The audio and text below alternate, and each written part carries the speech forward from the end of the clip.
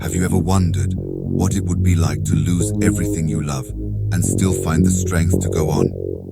I lost everything in a single day. My name is Job, and this is my story. Job was one of the wealthiest men in his region, with thousands of sheep, camels, oxen, and donkeys. His wealth was not only material, but also spiritual. He was known as a righteous and God-fearing man. He had a large family with 7 sons and 3 daughters, and was deeply loved by everyone around him.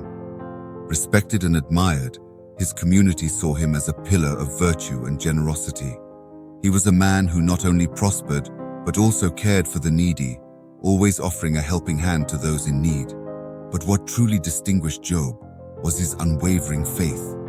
He made daily sacrifices to purify his children, worried that, in their hearts, they might have committed some sin.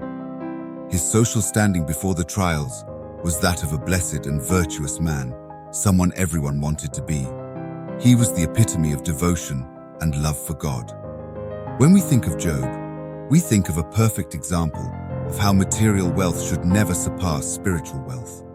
But Job had no idea of the trial that was about to come into his life, the celestial challenge.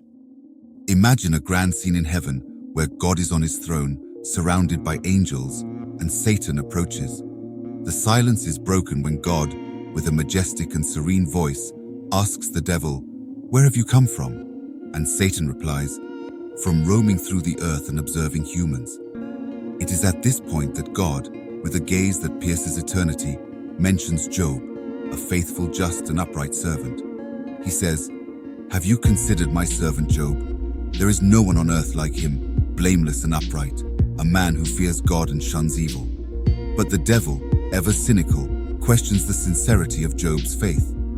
Does Job fear God for nothing? Have you not put a hedge around him and his household and everything he has? You have blessed the work of his hands, so that his flocks and herds are spread throughout the land. But now stretch out your hand and strike everything he has, and he will surely curse you to your face. The tension in the air is palpable. God, maintaining his divine calm and with unwavering confidence in Job's faithfulness, responds with authority, "Very well then, everything he has is in your power, but on the man himself, do not lay a finger." From that moment, the devil has carte blanche to remove all the blessings that surround Job. What will happen to this faithful servant when he loses everything? Will his faith withstand these adversities? God knows the answer, but the devil is not content with just asking. He wants to prove that humans only love God when their lives are surrounded by prosperity.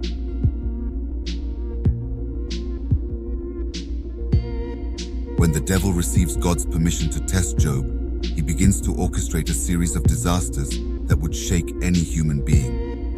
And the first blow is devastating. In a single day, messengers come to Job one after another, bringing terrible news. The first announces that the Sabaeans attacked the fields, killed the servants, and stole the oxen and donkeys. Before Job can even process this news, another messenger arrives running, reporting that a fire fell from the sky, consuming the sheep and the servants watching over them. Then, another messenger appears, bringing the news that the Chaldeans, divided into 3 groups, attacked the camels and took everything. And as if that wasn't enough, came the most devastating blow. Your sons and daughters were eating and drinking wine at the oldest brother's house when a strong wind came from the desert, struck the 4 corners of the house, and it collapsed on them, and they are all dead. I am the only one who has escaped to tell you. Imagine what it is like to lose everything, your family, your possessions, and your servants, in the blink of an eye. Like any human being, Job is deeply shaken, tears his clothes, and covers himself with ashes in mourning. But his reaction goes beyond the pain. Job says, "Naked I came from my mother's womb, and naked I will depart. The Lord gave, and the Lord has taken away. May the name of the Lord be praised." Even in the face of such tragedy, Job does not curse God. His faith remains unwavering, showing a resilience that defies human logic. After facing the devastating loss of his possessions and loved ones, Job faces a new and terrible trial. The devil, Still not satisfied and determined to break Job's unshakable faith, turns his attention to the servant's health. Suddenly, Job is afflicted with painful sores that cover his entire body from head to toe. This disease, not only physical but visibly terrifying and repulsive, drives Job to the extreme of human suffering. Imagine yourself in Job's shoes, isolated, feeling intense pain with every movement, each touch on his skin like a new agony. But the disease was not just a matter of physical pain. It tested Job's spiritual and emotional fiber, leading him to sit among the ashes, the ultimate symbol of mourning and despair at that time. At the height of his torment, Job's wife, seeing her husband in such a miserable state, challenged his faith. "Are you still maintaining your integrity? Curse God and die." A temptation that might have seemed merciful to end all that suffering at once. But Job's response reflects the depth of his faith and his understanding that in life, blessings are not always continuous and that suffering is not necessarily a punishment or a curse. "You are talking like a foolish woman. Shall we accept good from God and not trouble?" Even in the face of extreme adversities, Job chooses to maintain his faith and integrity, accepting not only the blessings, but also the adversities that come from God. Following his painful ordeal, Job is visited by three friends, Eliphaz, Bildad, and Zophar. They come from distant lands, driven by the news of Job's misfortunes, with the intent of offering comfort and wisdom. However, what begins as a gesture of support quickly transforms into an intense debate about the nature of suffering and divine justice. As the friends sit around Job, with heavy hearts for what they see, they cannot reconcile the image of the virtuous man they knew with the calamities he faced.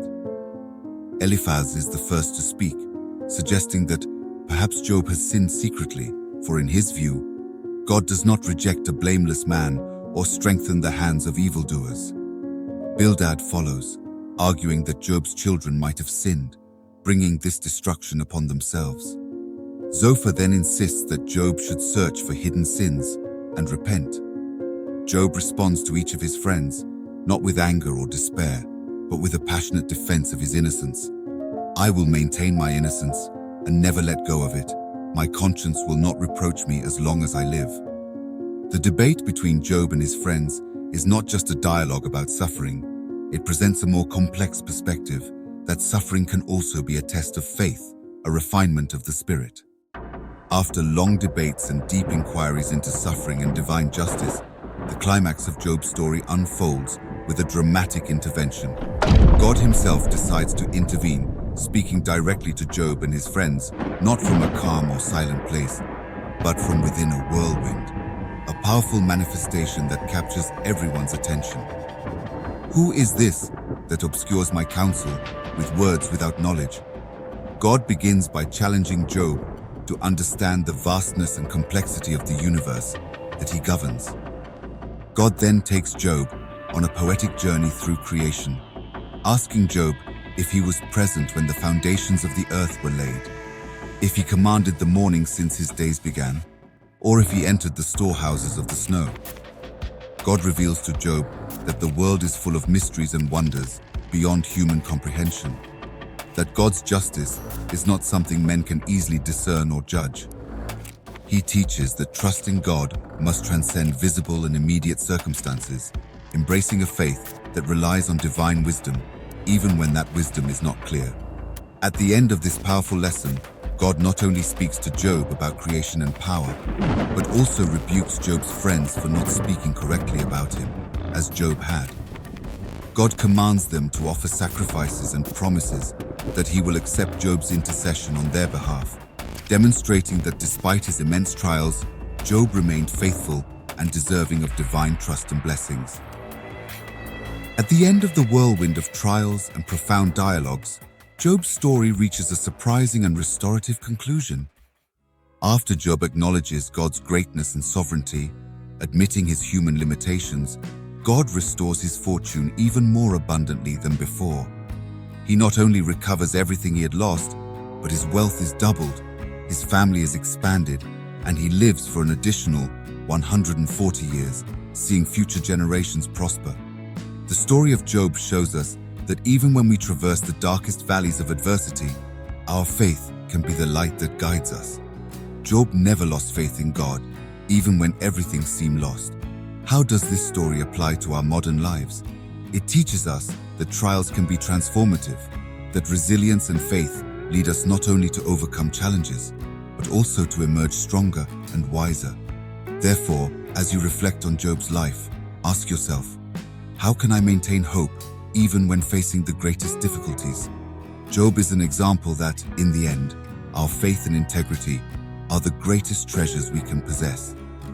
May Job's story inspire each of us to seek a deeper and more meaningful connection with the divine, and to live our lives with courage, devotion, and humility.